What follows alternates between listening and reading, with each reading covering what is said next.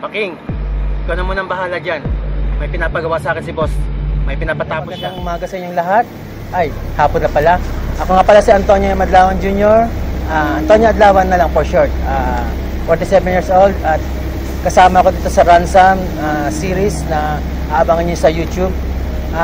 Kasama ko rin po dito yung bida natin, siyempre si Chris Ann Hernandez at Tony Liva at iba pang mga supporting actor na magagaling din naman, katulad ni Tony Liva.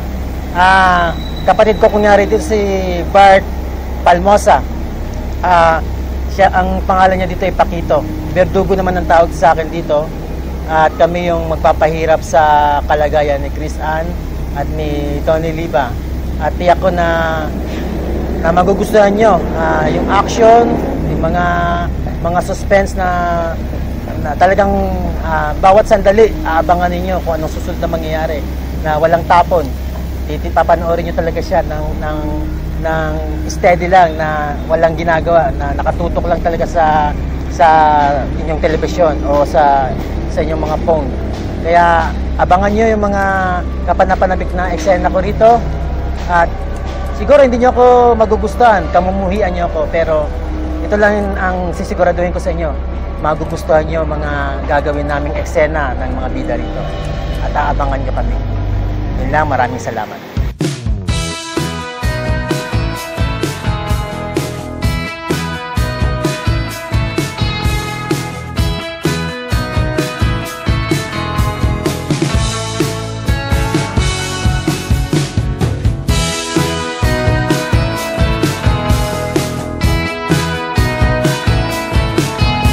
Abangan nyo Ransom, iNet Story at mag-subscribe na kayo.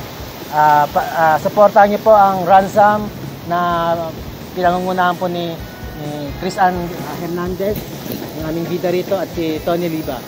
Yun lang po, sana supportahan nyo po kami. Marami pong salamat. Tatapusin na kita!